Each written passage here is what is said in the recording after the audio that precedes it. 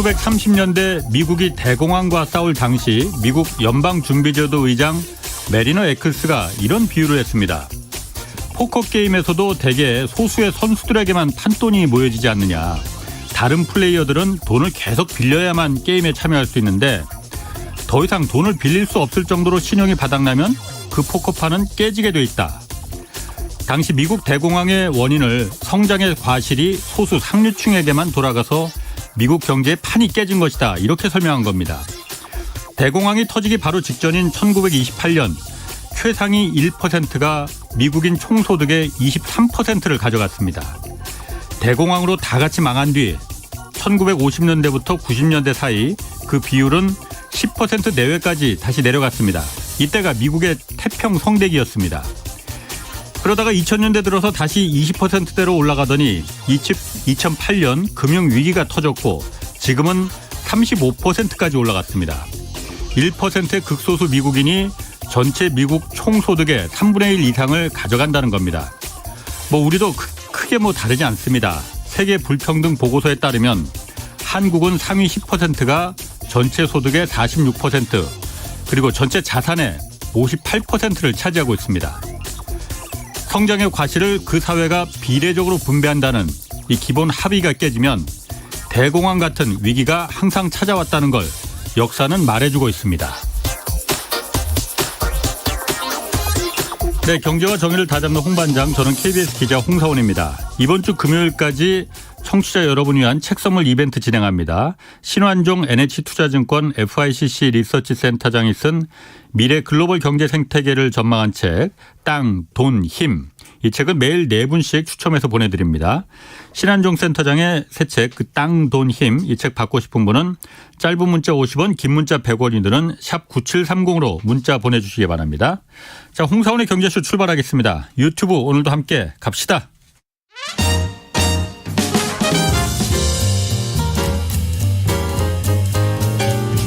한마디도 버릴 게 없는 귀한 정보만 전해드립니다. 대한민국 최고의 경제 전문가와 함께하는 홍사훈의 경제쇼.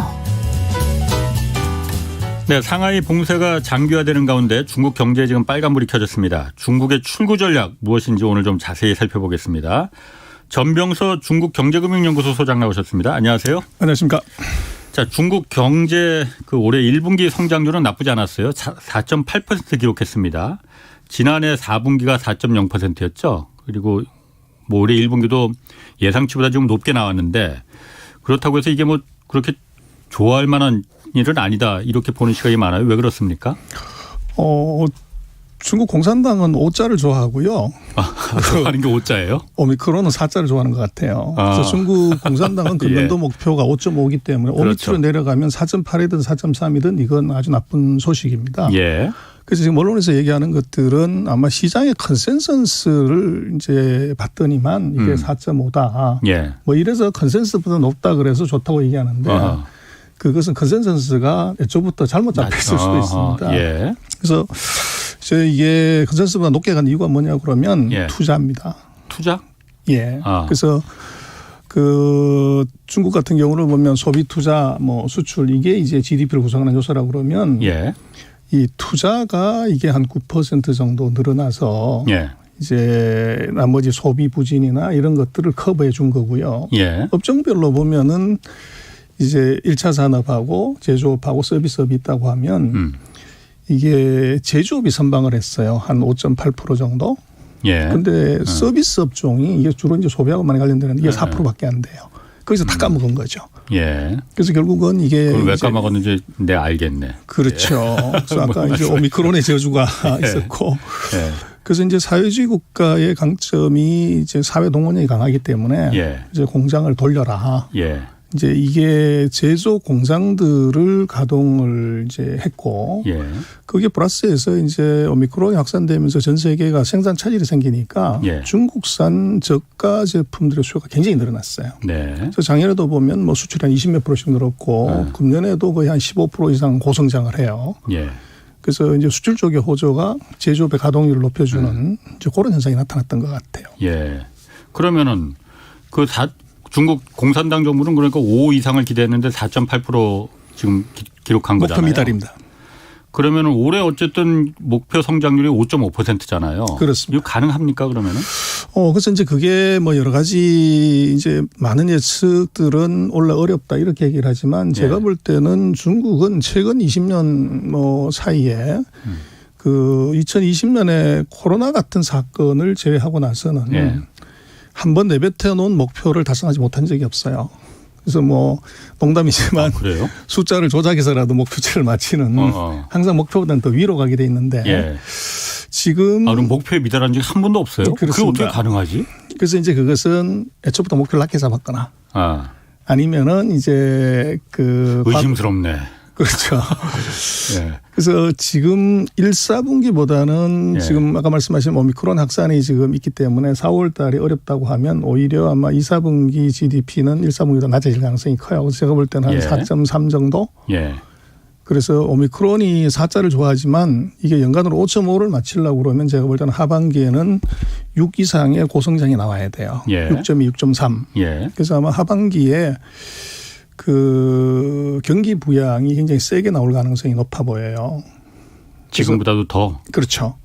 그래서 이제 투자나 SOC나 그리고 또 지금은 이제 코로나가 확산되는 과정이기 때문에 이동이 완전히 제한되면서 소비가 3월 달에 마이너스가 나왔어요. 중국이 소비가 마이너스 나오는 건 거의 뭐 없는 일인데 근데 지금처럼 이제 도시를 완전히 봉쇄하는 것이 아니라 이것을 예를 들면 뭐 14일을 7일로 단축한다든지 3일로 단축해도 이건 소비가 늘게 돼 있고 또 오미크론이 이게 뭐 전 세계가 다 그렇습니다만은 보통은 한 달에서 뭐 이내외에 대체적으로 안정화가 되기 때문에 이게 안정이 된다고 하면은 뭐 소비는 자동으로 늘어나게 되는 그래서 분노의 소비가 생기는 거죠. 그래서 그런 일들이 이제 벌어질 것 같은데 그래서 제가 볼 때는 뭐 또 봐야 되겠지만 그 중국이 5.5 정도는 저는 할 걸로 봅니다. 보고 그래서 또 하나 이제 중요한 것은 정치적인 함의가 있는데 그 2022년이 이제 시진핑 정부 2기 정부의 마지막 해예요.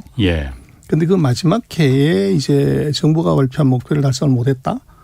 이것은 이제 어떻게 보면은 뭐 리더십에 그 흠이 갈 수도 있죠. 10월에 그러니까 당대회 열려서 11월인가요? 그렇습니다. 3년 시진핑 3년님이 가능하냐 안 하냐 그것도 거기에 달려 있잖아요. 뭐 그렇게 많이 얘기하는데요. 뭐 질문지에 보니까 그것도 있던데 시진핑의 3년임하고 GDP 몇 %하고는 제가 볼 때는 상관이 없습니다. 그래요? 어쨌든 말씀하신 대로 중국 정부가 5.5% 우리 성장률 달성하겠다 했는데 그게 만약 미달돼 버리면은 시진핑 연임에도 그게 영향을 당연히 미치는 거 아니에요? 근데 이제 많이 그렇게들 보는데 그게 이제 투표를 통한 예를 들면 선거라고 하면은 그것이 굉장히 메이크 센스 해요. 근데 중국은 투표인 것처럼 보지만 실제적으로는 짜고 치는 고스톱이고 이미 사전에 결정이 다 되는 거죠. 그런데 제가 볼 때는 이미 시진핑의 3년이면 2018년에 끝났고 이미 결정된 거라 이거죠. 2021년에 그걸 다시 확인했다는 겁니다. 무슨 말이냐면 2018년에 중국이 헌법을 바꿔요. 거기에 이제 주석은 5년 임기에 한 번 연임할 수 있다. 그래서 그 조항을 삭제를 해버리기 때문에 2년임, 3년임, 4년임 할 수 있다는 이제 근거가 생기는 거죠. 그러면 생각을 해보면 한 번 더 하려고 헌법까지 바꾸는 무리수를 뒀겠는가. 그래서 그것은 이게 3년임 정도에 그칠 가능성은 없다. 더 뒤로 간다. 4년임, 5년임 갈 수가 있다는 거고. 근데 재미난 것은 그때 죽을 이제 때까지 하겠다는 건가 그럼? 그래서 그때 보면은 반대를 하는데 딱 2표만 반대하고 나머지는 다 찬성이었어요. 그렇게 되면 2018년 이후에 지금 4년이라는 시간이 흘렀으면은 그 사이에 시진핑의 권력은 월등히 더 강화됐는데 지금 그러면 11월 달에 가가지고 반대를 한다고 했을 때 그거 씨알이 먹히냐는 거예요. 그렇겠네. 그리고 이제 작년 그 11월 달에 오면 이제 육중전이라는 걸 하면서 중국이 역사적 결의라는 걸 우리는 그게 별로 관심도 없는데 이게 뭐냐면 1945년에 모택동이 한 번 했고 1980년대에 등소평이 한 번을 했어요. 그때마다 이제 그 지도자의 권력이 굉장히 강화되는. 근데 그 사이에 후진타오, 장쩌민은 그런 걸 안 했는데 시진핑 역사적 결의를. 그렇죠. 그래서 그걸 하면서 무슨 얘기를 했냐면 중국의 역사는 과거는 보면 이제 5명의 지도자를 항상 단연을 해요. 모택동, 등소평, 장쩌민, 후진타오 하는데 이번에 작년 11월 달에 보면 중국의 역사는 3등분이다. 사회주의를 이제 창립한 모택동, 그리고 이제 잘 살게 만든 등소평, 그리고 강하게 만드는 시진핑. 그 중간에 두 사람을 생략을 합니다. 그래서 그 얘기는 결국은 시진핑의 힘, 파워. 그것은 이제 어느 정도 급인가를 이미 결정을 했고. 예. 그렇다고 하면 지금 이제 예를 들면 시진핑이 3년임을 못하게 막는 쪽이 장쩌민 후진타오의 이제 그 후계자들이거나 그게 사람들인데. 예. 이제 그것이 그 역사적 결의를 놓고 보면 그게 반대를 못했다는 거죠. 그럼 이 판은 끝났다. 그래서 제가 볼 때는 지금 뭐 중국이 뭐 우리는 뭐든지 걸리면 다 시진핑 3년임으로 걸어요. 코로나 확산돼도 시진핑 3년임. 뭐 비행기가 떨어져도 이건 뭐 상해방이 뭐 어쩌고 해가지고 전부 3년임인데 제가 볼 때 그거는 중국의 정치 구도를 정확하게 보면 3년임은 이미 끝난 거고 그리고 이제 3년을 못 한다고 하면 사실은 후계자가 결정이 돼야 돼요. 그런데 지난 이제 5년 때도 후계자를 전혀 지정하지 않았고 그리고 이번에도 이제 후계자가 누구냐에 대해서 언급도 없습니다. 그런 서너 가지의 조건을 놓고 보면 그 11월 달에 시진핑의 3년임을 갖고서 뭐 되냐 안 되냐 성장률이 뭐 5.5면 되고 4.5면 안 된다. 그건 제가 볼 때 전혀 아닙니다. 그렇군요. 그건 지금 전 소장님 얘기 듣고 보니까 진짜 그럴 것 같네요. 그거는. 저도 그러니까 이게 경제 성장이나 어쨌든 앞으로 몇 달간의 이 치적이 시진핑 3년임을 좌우하겠구나 그런 생각을 했었는데 이미 그거는 아니고 작년에 벌써 이미 다 결정된 거다라는 그렇습니다. 얘기시죠. 좋습니다. 그러면은 어쨌든 중국 경제 성장률이 여태까지 한 번도 목표치를 미달한 적이 없었다고 했는데 이번에도 그럼 5.5%는 가능하다는 거잖아요. 그런데 지난 분기 그 1분기 4.8% 맞춘 것도 상하이 지금 완전 봉쇄됐잖아요. 그거는 봉쇄된 거는 그 거의 막판에 그러니까 잠깐 그 걸쳤었나 1분기에? 그리고 그렇죠. 그게 반영이 안 된 거잖아요. 조금 반영이 됐죠. 그러니까 아주 조금만 일주일간인가만 반영이 된 거잖아요. 그런데도 4.8% 했는데 2분기에 더 낮아질 거란 말이에요. 그러면은 하반기에 아까 말씀하신 대로 6%가 아니고 6%보다도 훨씬 더 높아야만이 5.5%를 평균을 맞출 수 있을 것 같은데 일단 상하이 봉쇄도 지금 계속 이어지고 있는 거잖아요. 그렇습니다. 그래서 뭐 하반기 얼마를 가냐 그러는데 이제 중국 1, 4분기, 2, 4분기, 3, 4분기, 4, 3분기의 GDP 가중치를 보면 1, 4분기가 가장 낮아요. 한 22%고 3, 4분기, 4, 4분기가 이제 26, 28 이 정도 비중이에요. 원래? 그렇죠. 그래서 이제 하반기로 갈수록 규모가 크기 때문에 하반기의 성장률이 6%를 넘어가면 상반기에 4가 나오더라도 가중치 때문에 이게 이제 5.5를 맞출 수 있는 가능성이 있고 지금 이제 상하이에 대해서도 우리가 조금 이제 오해하는 부분이 있는데요. 우리가 이제 상하이에 많이 진출해 있고 상하이와 거래가 많다 보니까 그렇죠. 상하이 봉쇄가 중국 경제에 치명적인 영향을 주고 심지어는 뭐 세계 경제에 타격을 준다. 그리고 반도체가 공장이 거기다 있어서 이제 타격을 본다. 이게 이제 거의 그 언론에 쏟아지는 뉴스인데. 저도 그렇게 알고 있는데. 팩트를 좀 체크하면요. 상해는 중국 전체 GDP의 3.8%밖에 안 됩니다. 3.8%밖에요? 그렇죠. 중국이 31개 성이거든요. 그래서 거기에 3.8% 정도 GDP 비중밖에 안 돼요. 상해가. 그리고 상해는 뭐 이제 테슬라 공장이 거기 있고 그 상해 자동차가 있어서 그렇지 상해는 소비도시입니다. 서울처럼. 거기에 무슨 뭐 엄청난 공단이 있고 이런 건 아니에요. 그래서 소비가 이제 영향을 크게 받는 것이지 제조나 생산이 그렇게 타격받는 것은 사실은 아니고 그리고 이제 반도체가 뭐 이게 상하이에 많아가지고 이게 그 수급이 안 돼서 뭐 차를 못 만들고 전자제품을 못 만든다 이 얘기도 많이 나오는데 그것도 조금 이제 엉터리인 것이 상해 반도체 공장은 화홍반도체하고 SMIC하고 TSMC 세 개의 회사만 거기 공장이 있고 우리 삼성은 시안에 있어요.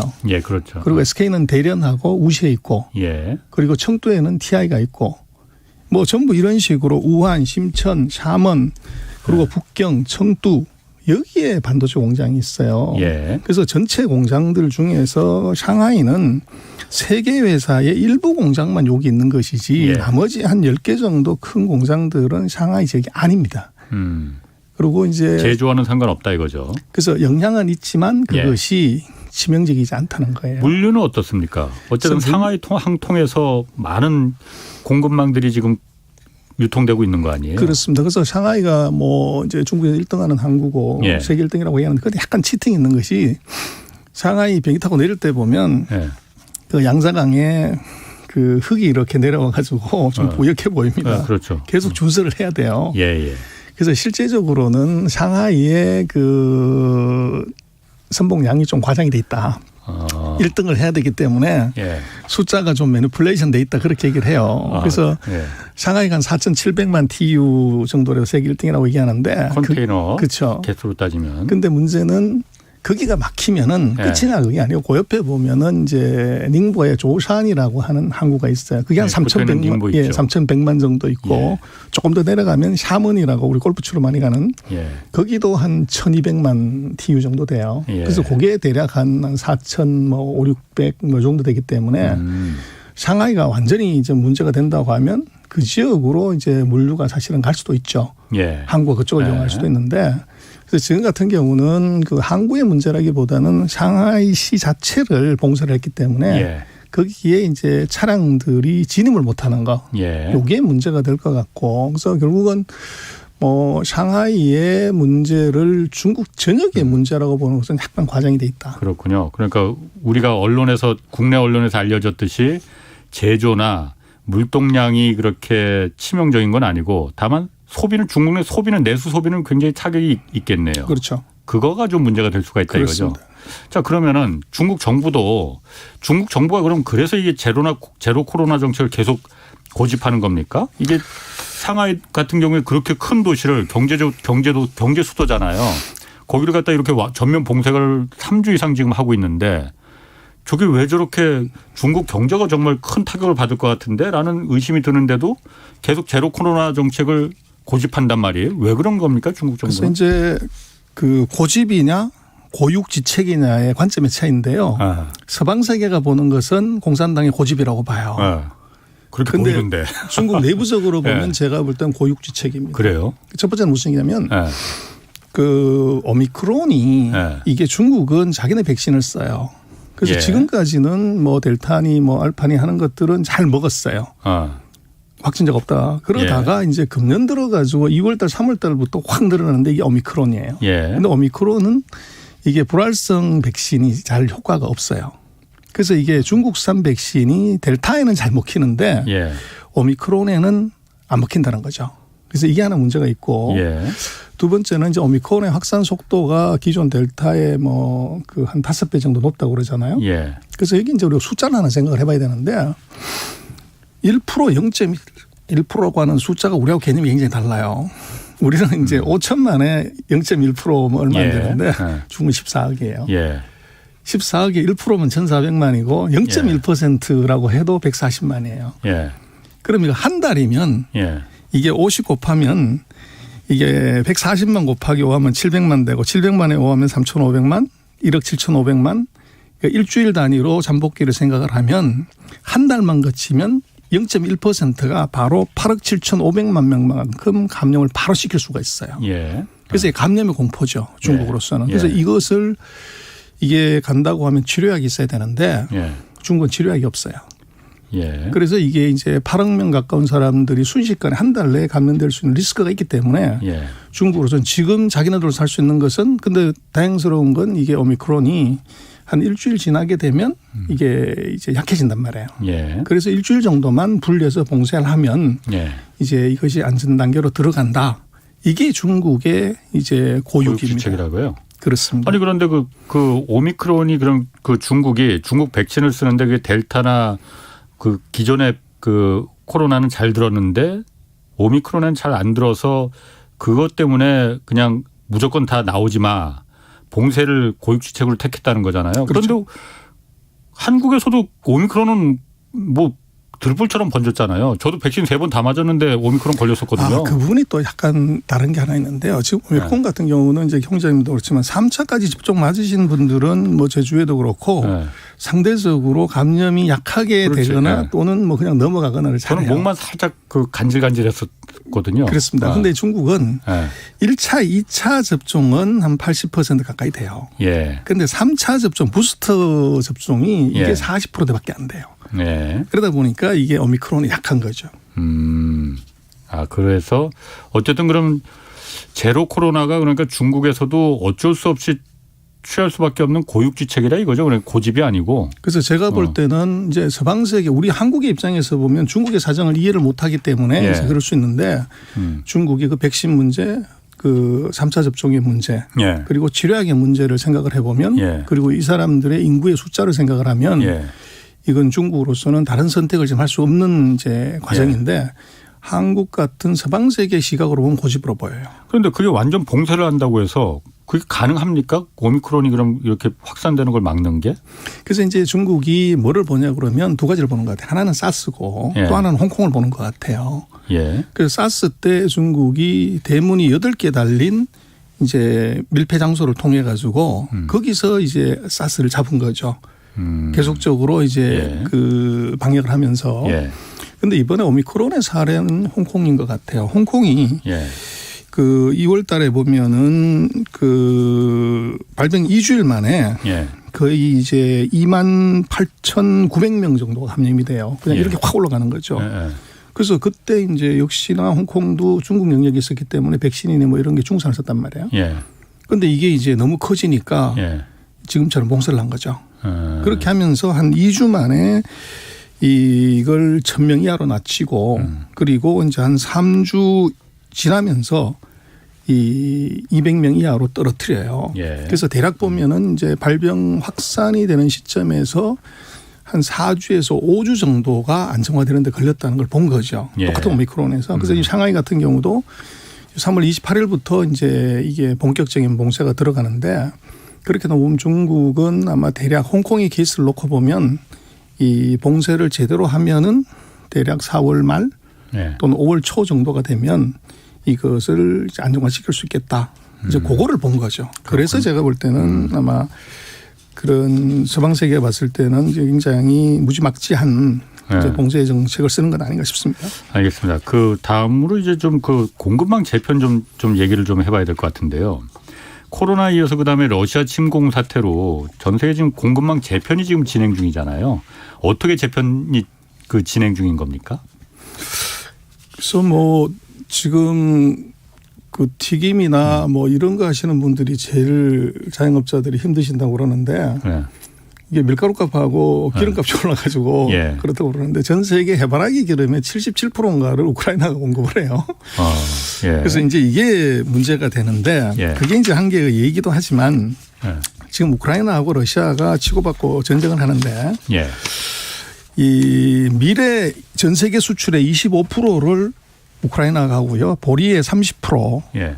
그리고 지금 더 큰 문제가 이게 비료입니다. 그래서 요소, 칼륨, 암모니아의 14에서 18%가 이제 우크라이나, 러시아에서 나오는 거죠. 예. 그래서 지금 파종기인데 비료를 만들어야 되는데 예. 이게 쇼티지가 난 거죠. 예. 그래서 뭐 더 드라마는 이제 그 니켈인데요. 예. 그 LME 런던 금속 거래 시장에서 3월 18일 날인가에 이 니켈 그날 하루 거래된 것을 LME 역사상 처음으로 거래 취소를 시킨 일이 벌어졌어요. LME가 뭐예요? 런던 금속 거래소. 네. 그래서 그 이유가 뭐냐면 보통 이제 니켈 가격이 한 2만 달러에서 왔다 갔다 하는데 네. 그날 하루에 10만 달러까지 올라간 거예요. 2만 달러짜리가? 그렇죠. 그래서 이제 그게 결국은 뭐 때문이냐 그러면 네. 전 세계에서 니켈을 가장 많이 이제 생산하고 가공하는 회사가 중국의 청산그룹이라는 회사인데 예. 이 회사가 공매도를 친 거예요. 그런데 우크라이나 전쟁 때문에 예. 이 러시아가 전 세계의 니켈의 한 13%를 공급하는 이게 수급이 된 거죠. 그랬더니 이게 공급 부족 때문에 예. 가격이 올라가니까 예. 공매도 친 것을 다시 사서 넣어야 되는데 어. 물건이 없는 거죠. 그러다 보니까 쇼스퀴즈가 터져가지고 예. 10만 달러까지 올라간 거예요. 그래서 10만 달러 가면 이 회사는 이제 걷어가는 망했겠네. 거죠. 예. 근데 재미난 것은 런던 금속거래소 시장이 예. 이날 거래는 없는 걸로 해라. 취소시켰어요. 아, 왜? 그래서 이게 왜 그러냐 그러면 LME 그 회사 안 망하게 하려고요? 그렇죠. 어. LME가 예. 홍콩 거래소의 자회사입니다. 홍콩이 샀어요. 아. 그런데 홍콩 거래소는 중국이 예. 이제 영향을 지배력이 미치죠. 있으니까. 예. 이제 그럴 정도로 지금 전 세계적인 그 금속, 예. 곡물, 에너지 이게 다가 이제 이 문제가 되고 있고 그래서 이것은 뭐 어느 나라 할 것 없이 이제 다 전쟁 상태로 지금 들어간 거죠. 확보 전쟁. 예. 아니 그러면은 지금 우리도 당장 보면은 어쨌든 전 공급망이라는 게 지금 서방 세계와 반서방 세계 그러니까 뭐 미국, 유럽을 중심으로 한 그 서방 세계와 뭐 러시아, 중국, 인도, 유라시아 쪽 이쪽으로 서로 우리끼리 나눠 먹자.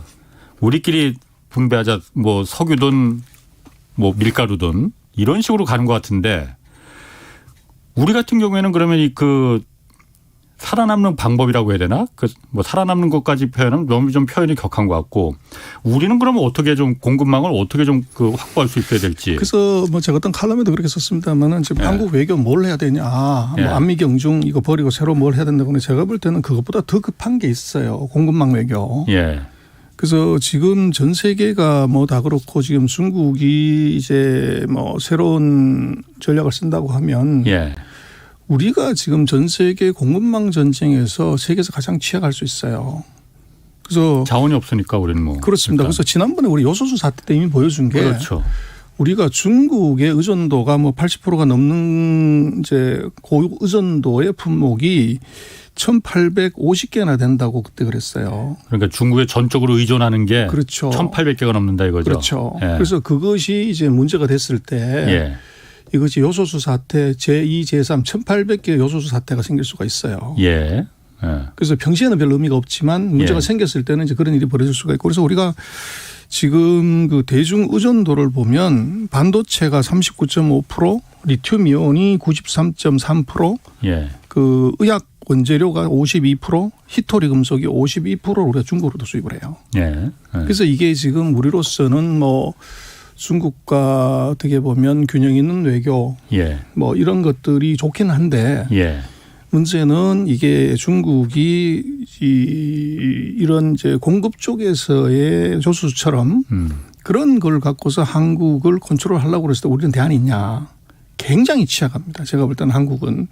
우리만 취약한 겁니까? 다른 제조업이 그 자원들을 받아서 재가공하는 일본도 마찬가지고 다른 신흥공업국들도 마찬가지고 같은 입장 아니에요? 그렇습니다. 그래서 이제 뭐 한국, 미국, 일본 보면 예. 원자재의 그 의존도를 보면 미국이 21% 예. 그리고 일본은 33% 정도 됩니다. 예. 그래서 우리가 약간 낮긴 한데 예. 문제는 품목 수로 보면 우리가 월등히 더 많아요. 품목 수는 그렇죠. 그래서 그렇게 보면은 뭐 우리가 1,000몇백 개가 되지만 예. 이 미국 같은 경우는 뭐 한 7, 800개 정도. 예. 일본도 우리보다는 적고요. 예. 그러다 보니까 그 지금 우크라이나 전쟁으로 인해서 우리가 정말로 관심 있게 봐야 되고 준비해야 되는 것은 그렇다고 해서 우리가 이것을 공급망을 다 확보할 수는 없는 것이고 그래서 망은 관리하는 것이 소유하는 건 아니죠. 예. 그럼 그걸 뭘로 해야 되냐 그러면 이제 기업의 돈하고 예. 정부의 외교력이 같이 가야 되는데 이게 예. 조금 문제가 되는 것이 지금 우크라이나 전쟁 때문에 공급망이라는 것이 이제는 전쟁터가 됐고 예. 그래서 이제는 기술이 있다고 해서 공장이 있다고 해서 자랑할 시대가 이미 아닌 것 같아요.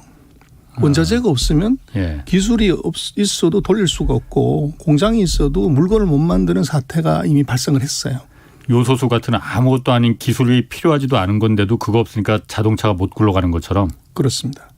그래서 지금 우리가 조금 심각하게 봐야 되는 것은 제가 볼 때는 이 서플라이 체인을 빨리 지금 점검을 해봐야 되고 예. 그리고 이제 조금 나쁜 것은 미국이 이제는 이제 편을 짜기 시작한 거죠. 예. 그래서 중국이나 그 러시아를 배제시킨 공급망을 짜고 있고 네. 거기에 이제 그 거래를 했을 때는 세컨더리 보이콧으로 묶을 수 있는 가능성이 지금 있어요. 예. 그래서 그 리스크가 하나 있고 두 번째는 제가 볼 때는 이건 완전 자원의 복수입니다. 그 사이에 이제 아프리카라든지 중남미라든지 중동에서 그 자원 보유 국가들이 선진국한테 수없이 약탈을 사실은 당한 거죠. 예.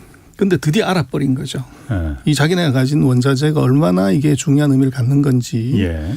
그래서 뭐 인도네시아부터 시작을 해가지고 니켈 국유화하겠다.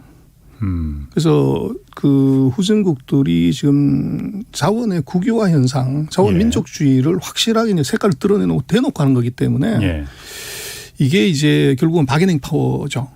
그래서 파격적인 조건으로 투자를 해줄 수 있냐? 아니면 왕창 사줄 수 있어? 이제 이런 것들이 이제 이 나라들로서는 이제 그 자원을 공급할 수 있는 여건이 되는데 그거는 이제 중국이나 미국이나 뭐 이런 큰 나라들이 거기에 이제 먼저 가서 질러버리는 예. 그런 일이 벌어졌고 그래서 지금 우리로서는 굉장히 그 상태가 위급한 것 아닌가. 그래서 지금 뭐 여러 가지 얘기를 하고 있지만 정말로 경제적인 측면에서 우리 반도체 LCD 그 배터리 이걸 우리가 뭐 첨단 산업의 총괄하고 얘기를 하지만 그 세 개 다가 그 희토리 금속 문제들은 이걸 해결 못하면 그것은 최첨단 기술을 가져도 의미가 없는 상황이 벌어질 수 있는 거죠. 그냥 공장 스톱 시켜야 되는 거예요. 그렇죠. 지금 그래서 어쨌든 우크라이나 전쟁이 세계화를 종식시키는데 지금 도장을 찍었다는 거잖아요. 그렇게 되면은 세계화라는 게 결국은 그 공급망이 다 원활하게 돌아가서 좋은 물건을 싸게 공급하고 싸게 소비할 수 있었다는 게 바로 세계화 시대였잖아요. 그게 이제 종식이 되면은 가장 그러면은 견딜 수 있는 나라들은 말씀하신 대로 자원이 있는 나라들은 자급자족할 수 있는 나라들은 견딜 수 있는데 제조업 위주의 나라들이 자원이 없으니까 제조업 위주의 나라들이 그게 한국 같은 나라겠죠. 제일 힘들어진다는 거잖아요. 그러면은 뭐 그 상황까지 올지 안 올지는 사실 뭐 장담할 수는 없지만은 가능성에 대비는 해야 되니까 우리 정부가 그러면은 그렇다고 미국과 중국이 지금 한창 붙어 있는데 여기서 어떤 스탠스를 취해야 될지. 그래서 뭐 제가 볼 때는 글로벌화가 끝났다고 이렇게 보는 것보다는 예. 이제 AS하고 CS 시대로 두 개로 갈라지는 AS/CS? 그래서 애프터 서비스나 이제 커스터머 세티스팩션이 아니고 아메리칸 스탠다드하고 차이나 스탠다드로 구분이 되는. 그래서 공급망도 미국 중심의 공급망하고 차이나 중심의 공급망으로 두 개로 갈라지는 이제 이 현상이 나타날 것 같아요. 지금까지는 두 개가 같이 있었잖아요. 그렇죠. 그래서 미국이 중국에 OEM 줘서 중국이 원자재를 사는 구조에서 미국은 힘으로 공급망을 장악하려고 하고 있고 중국은 시장으로 공급망을 장악하려고 하고 있는 거죠. 그래서 거기서 이제 자원 보유국들이 양쪽에서 꽃놀이패를 이제 주니까 이제 거기에 파워를 가져버린 것이고 이제 그 이외에 우리 같은 이제 그 자원을 갖다가 가공하는 나라 입장에서는 굉장히 당혹스러운 일이 지금 벌어진 것 같아요. 그래서 뭐 미국 편에 설레 중국 편에 설레라고 외교적으로 하지 않더라도 이 자원이 만든 편가르기가 이제 미국 쪽에 망에 있어서 이 자원을 확보할래 아니면 중국 쪽에 서서 망을 확보할래 이것을 어쩔 수 없이 선택을 해야 되는 문제가 올 것 같아요. 그래서 이제 여기서 정말로 이게 기업의 논리하고 또 이제 거기는 외교 문제가 걸리기 때문에 그 줄타기를 어떻게 잘하냐.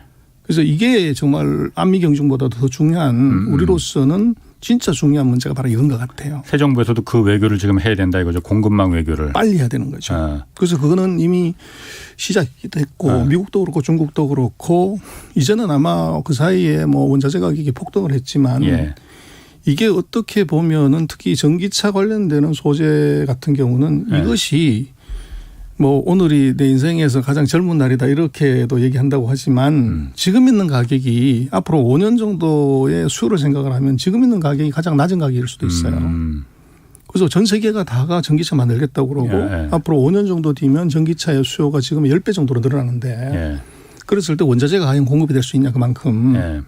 그러면 이 가격은 지금 있는 가격이 뭐 100% 350% 올랐지만 이게 제일 싼 거라 이거죠. 돌로 갈 수 있는 가능성이 존재한다는 거죠. 그런데 그것이 가격이 문제가 아니고 이게 받을 수도 없다 확보를 이거죠. 못하는 문제가 생긴다는 거죠. 그래서 빨리 최근에도 보면 한국의 이제 뭐 배터리 회사가 인도네시아에 뭐 우리 포스코하고 같이 해가지고 10몇 조를 투자해서 자원을 확보한다.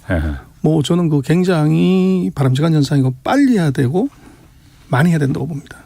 그런데 이게 그 다시 원론으로 좀 돌아가서 공급망이 여태까지 세계 각국들이 다 서로 어떻게 보면 분업화돼서 물건들을 만들 수 있는 그 체인을 만들어 놨었잖아요. 이게 코로나로다가 그 좀 금이 가기 시작했다가 러시아 침공으로 이제 결정타를 매겼다는 건데 이게 다시 잘 돌아갈 수는 없는 거예요, 그러면은? 옛날처럼?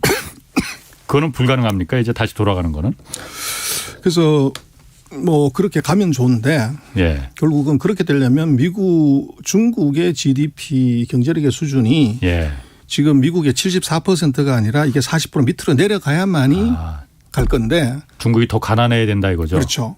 근데 지금 중국이 알았구나 이걸 이제. 지금 상황으로 봐서는 그게 아니라 앞으로 5년에서 10년 뒤면 74%가 90에서 100으로 올라갈 가능성이 있단 말이에요. 미국을 넘어선다 이거죠. 그렇죠. 그래서 오히려 이런 상황이라고 하면 미국은 중국의 공급망을 반드시 끊어야 되고 또 중국은 반대로 미국이 막으려고 하는 공급망을 무조건 뚫어야 되는 문제가 생기기 때문에 이 공급망에 관한 문제는 결국은 미중전쟁의 끝이 여기서 이제 결판이 나버리는 그런 일이 벌어질 수 있을 것 같아요. 그러니까 그 다시 옛날로 돌아가는 거는 중국 국민들이 14억 국민들이 이미 다 알아버렸기 때문에 불가능한 거군요. 뭐 중국 국민이 알았다기보다는 이미 경제가 원하는 정도의 수준이 이것이 전 세계 자원을 다 빨아먹는 그 구조로 들어와 있는데 이것을 다시 뱉어내려고 그러면 경제가 그만큼 후퇴해야 되는 거죠. 그렇군요. 자, 다시 중국으로 좀 돌아가 보면 그 지난주에 그 중국 정부가 지급 준비율 은행에 그러니까 그 의무적으로 쌓아두는 돈 비율 이걸 추가 인하시켰어요. 그리고 오는 20일에 기준금리 역할하는 그 대출 우대금리 이거 인하할 것이라는 전망 나오고 있잖아요. 네. 내일이죠. 네. 이 부양책이잖아요. 그러니까 완전히. 경기 긴축하겠다는 게 아니고 경기 부양시키겠다, 돈 풀겠다는 거잖아요. 그렇습니다. 이 효과를 뭘 보고 이렇게 하는 겁니까? 그런데 이걸 이제 조금 보면요. 중국이 지금까지 지급 준비율을 낮출 때 보면 항상 50bp, 0.5%씩 낮췄어요. 이번엔 그 절반으로 낮췄죠. 0.25밖에 안 돼요. 예. 그래서 이거는 뭐 껌값이죠. 엄발의 오줌누기라는 말도 있긴 있어요. 그렇습니다. 그래도 어쨌든 완화잖아요. 그러니까 부양이잖아요. 그래서 이것은 이제 어떻게 봐야 되냐면 첫 번째는 중국이 이번에 굉장히 절제된 경기 부양책을 썼다. 예. 그래서 한 번 더 지준 지금 8%대 지준율이면 뭐 우리나라가 7%니까 거의 다 내려놨기 때문에 앞으로도 조금 더 이 지준율을 낮춰서 경기를 부양할 수 있는 룸을 좀 남겨두고 이번에 낮췄다고 하나 볼 수가 있고 두 번째는 지금 중국 정부의 판단은 시중의 자금이 그렇게 타이트하지 않다고 보는 거예요. 돈이 그렇게 부족하지 않다고 보는 건데 그걸 어떻게 보냐면 시중에 자금이 부족하다 그러면 이제 콜 금리라든지 단기 금리가 이게 급등을 해야 돼요. 그런데 중국의 이제 시보 레이트라고 은행간 금리라든지 7일물 그 공개 시장 조작 금리라든지 이런 것들이 2%대에서 그냥 그대로 옆으로 행보를 해요. 그 얘기는 그 시중 금융기관들 사이에 자금 부족이 없다는 거예요. 그래서 지준율을 왜 낮춰요 그러면? 그래서 50bp를 안 낮추고 25bp만 낮춘 거죠. 그리고 이제 그 돈이 안 돌아서 문제지 경기가 나빠서 돈을 더 푼다고 해서 경기가 좋아지는 상황이 아니다고 본 겁니다. 그런데 이제 뭐 다 마찬가지지만 아까 말씀하신 이번에 지준율은 0.25bp밖에 안 낮췄지만 아마도 내일 정도의 그 대출 우대금리라는 것이 실제로는 부동산 대출을 할 때 이제 가이드라인이 돼요. 그 중국의 기준금리나 마찬가지라면서요. 그렇습니다. 그걸 이제 기준금리로 바꿨는데 그걸 낮추게 되면 이 얘기는 무슨 얘기냐면 부동산 경기에 대해서 정부가 이제는 규제 완화를 하겠다는 시그널로 들어가는 겁니다. 그래서 그렇게 되면은 아마도 부동산 대출에 대해서 지난번에도 뭐 말씀을 드렸지만 헝다 문제 가지고 뭐 그렇게 많이 얘기를 했는데 헝다가 아직도 부도를 안 내고 있어요. 헝다 부도 나면 중국 경제가 다시 정거린다고 그랬는데 그것의 다른 의미는 중국이 부동산 경기를 요것을 규제를 완화하면서 조금 살려놓을 가능성이 대단히 커 보여요. 우대금리를 낮춘다는 것의 의미가. 그래서 아마 하반기 아까 말씀하신 GDP를 어떻게 맞추냐고 그럴 때 그 부동산 경기를 풀게 되면 첫 번째 철강 시멘트 건자재가 좋아지게 돼요. 그리고 집 짓고 나면 그 다음번에 자동차하고 가전제품이 팔리고 그게 끝나고 나면 옷하고 음식료가 돼요. 그래서 이게 부동산 경기를 풀게 되면 줄줄이 사탕으로 소득 증가 효과가 나오기 때문에 중국으로서는 아마도 제가 볼 때는 이번에 대출금리 우대금리를 낮추면서 부동산에 대한 규제를 하나씩 대못을 빼주는 그 정책을 쓸 확률이 대단히 높아 보입니다. 원래 부동산에 대해서 중국 정부가 시진핑 정부가 그 대못을 박은 이유는 부동산이 중국 GDP 한 30%를 차지하고 있긴 하지만은 이것 때문에 빈부격차가 너무 커지니 부동산에 대해서 부동산 사업에 대해서 산업에 대해서 좀 견제를 해야겠다라고 해서 대못을 박은 거였잖아요. 그럼 그 정책을 철회하는 겁니까 그러면은? 그걸 2년 동안 했기 때문에 부동산 가격이 지금 이제 안정화가 된 거죠. 안정화된 거예요, 그럼 그렇죠. 그래서 이게 조금 풀어놓더라도 이것이 급등할 가능성이 없다고 보는 겁니다. 그렇다. 그러면 어쨌든 지급 준비율을 인하한 거하고 대출 우대금리 그러니까 기준금리를 낮춘 거하고는 전혀 그 의미가 다르잖아요. 그렇죠. 그래서 이제 그것은 지급 준비율을 낮췄다는 것은 시중에 그만큼의 돈이 한국은행에 예치해야 될 돈들이 은행이 대출로 이제 바로 쓸 수 있는 유동성을 공급해 주는 것이고 대출 금리를 이제 낮춰준다고 하는 것은 이제 그 은행들 보고 다른 의미로는 신용 대출을 많이 해라. 그러니까 이런 시그널이 하나 있고 그리고 이제 그걸 주로 많이 하는 것이 부동산이기 때문에 예. 부동산 산업에 대한 정부가 시그널을 줬다. 그렇게 볼 수 있을 것 같아요. 그래서 제가 궁금한 게 어쨌든 지급 준비를 낮추는 것까지는 뭐 금리하고 상관이 없으니까 그런데 중국 기준금리를 낮춘다는 거는 미국 대표적으로 미국은 지금 계속 껑충껑충 올리겠다는 입장인데 중국이 오히려 낮춘다고 하면은 왜 이제 그게 엇박자냐면요. 그러니까. 그건 두 나라의 경기의 위치가 다릅니다. 경기 위치. 그래서 최근 2년 반 동안의 세계 경기는 코로나를 누가 먼저 잡았냐가 경기 호황의 기준이었어요. 그래서 중국이 가장 먼저 잡았기 때문에 네. 중국이 경기도 가장 먼저 좋았고 예. 그 피크아웃 하는 것도 중국이 가장 먼저 피크아웃 돼 있어요. 그런데 예. 미국이 가장 늦게 이제 코로나를 잡았기 때문에 예. 경기 회복이 가장 늦어서 피크도 가장 늦었어요. 그래서 예. 지금 미국은 피크아웃돼서 돈 많이 풀린 걸 집어넣는 단계고 예. 중국은 지금 거의 경기가 바닥에 와 있죠. 작년 4, 4분기가 아까 말씀하신 4%가 예. 이게 바닥일 가능성이 높아요. 그래서 예. 바닥에서는 중국은 상대적으로 돈을 풀어도 예. 되는 것이 중국은 CPI가 1.5%밖에 안 돼요. 지금. 그러니까 소비자 물가 상승률이. 그렇죠. 예. 그러면 이건 사실은 디플레거든요. 예. 그래서 돈을 추가적으로 덮을 수 있는 룸이 지금 있는 거죠. 예. 그러다 보니까 미국은 이제 금리를 올리는데 예. 중국은 금리를 낮춰서 경기를 부양하려고 하는. 그래서 그것은 경기 주기상의 위치에서 미국은 꼭지에서 요만큼 있고 중국은 밑바닥에서 여기서 요렇게 있다는 거죠. 그러니까 그 실질 금리는 중국이 지금 훨씬 더 양호한 높은 상태라 이거죠. 그러니까 인플레에 비해서 그러니까 기준금리를 그 차이를 따지는 그렇죠. 게 실질 금리잖아요. 그렇죠. 그러니까 미국은 그 소비자 물가 상승률이 워낙 지금 8%까지 올라갔으니까 예. 인플레 물가 상승률보다 훨씬 더 높지만은 중국은 소비자 물가 상승률이 1%대니까 그렇죠. 실질 금리가 훨씬 더 아직 버틸 수 있다는 거잖아요. 그렇습니다. 그런데 이렇게 판단하는 분들도 있습니다. 중국의 소비자 물가 상당 부분이 돼지고기 값이잖아요. 돼지고기 값 지금 엄청 낮거든요, 중국이. 그 낮은 이유가 뭐 더 잘 아시겠지만은 뭐 맞는지 모르겠습니다. 중국이 올해 돼지를 엄청 많이 잡았대요. 그 이유가 러시아하고 우크라이나 전쟁이 붙으면서 러시아가 사료를 상당 부분 수출한다고 그래요. 그래서 사료가 분명히 이제 공급이 끊어질 테니 이참에 사료값 오르기 전에 돼지 다 잡자.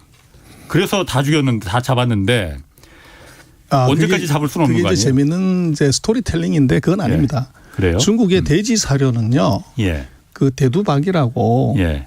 콩 기름을 짜고 난 다음번에 예. 거기에 그 찌꺼기를 갖고서 돼지 사료를 써요. 예. 그래서 그게 밀이나 뭐 옥수수로 하는 게 아니고 예. 그래서 그 콩은 미국하고 이제 중남미에서 주로 수입을 합니다. 예. 그래서 그렇게 갖고 지금 돼지고기 가격 같은 경우는 이것이 이제 그 아프리카 돼지 열병 예. 그것 때문에 이제 몇 천만 마리 몇 억 마리가 죽었어요. 예. 그래서 돼지고기 가격이 폭등을 해버린 거죠. 아, 오히려? 그렇죠. 그러고 난 다음에 이제 가격이 폭등하니까 예. 이제 너나 할 거 없이 예. 새끼 돼지를 많이 기른 겁니다. 아, 그 이후에. 그래서 돼지라는 게 이제 한 6개월만 되면 어미 돼지가 이제 예. 새끼를 낳을 수 있기 때문에 예. 그게 이제 가격의 폭등에 어미 돼지의 숫자가 늘어나 가지고 예. 그래서 가격이 떨어진 거예요. 그렇군요.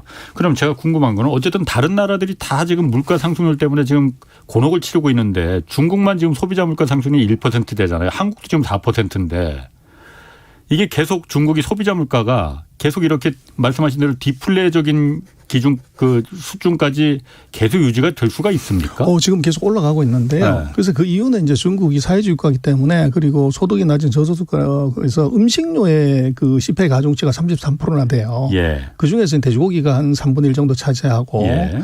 그래서 이게 이제 음식료 가격이 CPI에 영향을 주는 그런 이제 구조상의 문제 때문에 그렇고 예. 실질적으로 얘들이 체감하는 물가는 그보다 높다고 봐야죠. 예. 그래서 그런 이제 CPI 구성 요소의 차이가 예. 낮은 것처럼 보이지만 예. 실질적으로 이제 그 개인들이 체감하는 물가는 그보다 높다. 예. 그렇게 봐야 될 것 같고 그 대신 이제 통화 정책의 측면에서는 예. 이 경기가 나쁘니까 돈이 돌지 않는 겁니다. 돈을 풀어도.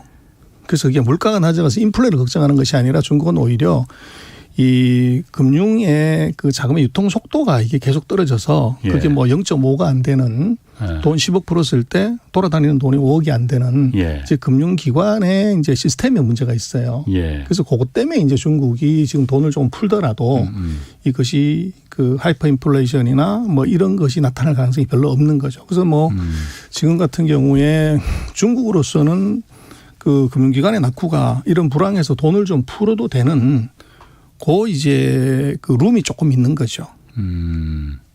여유가 아직은 있다. 조금 있는 거죠. 그럼 또 한 가지 이거 궁금합니다. 어쨌든 요즘 보면은 얼마 전에 올 초까지만 해도 중국에 외국인 자금들이 계속 들어왔었잖아요. 네. 그런데 지금 계속 빠져나가고 있단 말이에요. 지금 이거는 중국 시장에 대한 그 리스크가 커진다는 그 반증 아니겠어요? 그랬었는데 이건 이제 채권하고 주식시장을 나눠서 봐야 되는데 네. 채권 시장은 이제 10년물 금리가 미국하고 중국하고서 중국은 역전이 됐어요. 예. 그래서 그것은 중국 금리는 그대로 있는데 예. 미국이 이제 올라가는 바람에 역전되는 바람에 채권 시장에서 자금이 예. 지난달에 사상 최대로 빠졌고요. 예. 그리고 이제 중국이 우크라이나 전쟁에서 러시아를 지원한다. 예. 이제 푸틴이 와서 협상하고 뭐 이렇기 때문에 예. 그렇게 되면 미국의 제재를 받을 것이다. 예. 그것 때문에 이제 주식시장에서 자금도 지난 3월 달에 사상 최대로 많이 빠졌어요. 예. 그래서 이제 한국 언론에도 보면은 뭐 이제 큰 손들이 다 돈 빠졌다 뭐 이런 얘기 나오는데 근데 그거는 3월 중순에 나타났던 현상이고 4월 달 들어서는 다시 순유입이에요. 외국인들이 다시 돈을 갖고 지금 들어왔고 예.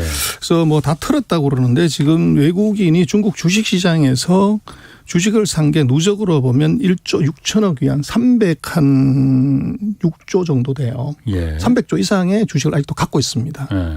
그래서 뭐 팔았다고 하지만 그것은 아주 일부분을 팔았던 것이고 아직 뭐 95% 99%는 그대로 주식을 보유하고 있다. 그래서 단기적인 이동에서 한 400억 위안 정도 예. 요 정도를 이제 팔았고 그리고 4월 달 들어서는 다시 조금 더 샀다는 거죠. 그래서 그게 이제 대규모 자금 유출이 있었다고 하는 것은 월 단위로 봤을 때 최근 1년 중에서 한 달이 유출이 많았고 잔고 기준으로 보면 아직 300조 이상의 돈들이 중국의 주식시장에 그대로 들어와 있습니다. 그 한 달 정도만 그러니까 그 좀 그 사기라고 빨간물이었었던 거고. 그렇습니다. 아, 그러니까 전체적인 그 추세는 아니었군요. 아닙니다. 그러면은. 그게 그러니까 그 러시아도 어쨌든 외화를 마련하기 위해서 중국 자산들을 많이 팔았을 거 아니에요. 그렇죠. 그것도 좀 영향이 있었겠네요. 그것도 영향이 있을 수 있죠. 아. 그래서 뭐 두 가지인데 하나는 이제 우크라이나 전쟁에서 러시아를 지원했을 때 미국의 제재. 예. 그다음에 이제 3월 달에 그 코로나가 오미크론이 확산되면서 예. 경기 침체에 대한 두려움. 예. 그게 이제 그 단기적인 투자를 하는 사람들 이 사람들한테 이제 매도세를 불러왔던 것 같고 채권 시장에서는 아까 말씀드렸던 금리 역전 현상. 예. 그것 때문에 채권 투자가들이 예. 이제 단기적으로 이제 그 자금을 회수했던 예. 뭐 지금은 다시 이제 갭이 약간 벌어지고 있습니다. 그러다 그렇군요. 보니까 이제 그 매도가 예. 그 정지되는 그런 현상이 나타나고 있는 것 같습니다. 그러면 지금 오늘 말씀 이제 종합해 보면은 중국 경제가 그렇게 빨간불이 켜진 거는 아니라고 봐야 되는 겁니까? 리스크이면 분명한데요. 예. 이제 중국에 지금 그 아까 몇 가지 말씀을 드렸지만 상해 사태를 너무 과하게 평가하는 경향이 있다. 아까 팩트를 말씀드렸지만 예, 상해 예. GDP가 전 중국 GDP의 4%가 안 되기 때문에 예. 그리고 이제 그 하반기에 중국이 그 경기를 올릴 수 있는 방법이 아까 말씀드렸던 부동산을 조금 늘리거나 예. 또 이제 금융에서의 그 완화를 할 수도 있고 예. 그리고 이제 중국 정부가 재정이 상대적으로 다른 나라보다 튼튼해요. 그래서 첫 번째는 정부가 이제 감세, 면세 이거를 한 1조 5천에서 한 2조 3천 정도를 금년에 해버릴 것 같아요. 근데 중국이 GDP가 한 100조 정도 되기 때문에 예. 정부가 한 2, 3조 정도 보조금을 줘버리면 거기서 GDP가 1, 2%가 커버가 되는 거죠. 예. 그리고 재정 적자입니다. 그래서 중국은 뭐 정부 부채 비율이 낮기 때문에 예. 그래서 공식적으로는 재정 적자는 한 3.2% 정도 금년에 내겠다고 얘기를 했는데 예. 제가 볼 때는 한 5%나 6% 재정 적자를 내버릴 것 같아요. 정부 투자를 확 해버리는 거죠. 그 정도 여유는 아직 있다 이거죠. 그렇죠. 그래서 아마 정부 투자, SOC 투자, 예. 부동산 투자 예. 이게 아마 금년도에 중국 GDP 숫자를 맞히는 이제 뭐 가장 중요한 동인이고 예. 거기에 플러스해서 빨리 예를 들어서 5월 달까지 해서 코로나 오미크론을 방역을 성공한다고 하면 이제 그 분노의 소비를 유도를 해서 소비 쪽에서 조금 올려가지고 GDP를 맞히는 그런 현상이 나타날 수 있을 것 같습니다. 예, 고맙습니다. 지금까지 전병서 중국경제금융연구소 소장 함께했습니다. 고맙습니다. 자, 내일은 서울 둔촌 재건축공사 중단 사태 전말과 파장 그리고 재건축 조합에 대한 오해와 진실 자세히 좀 짚어보겠습니다. 지금까지 홍사원의 경제쇼였습니다.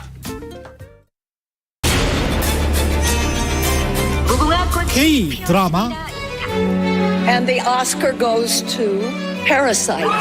K-무비, Smooth like butter, like K-팝,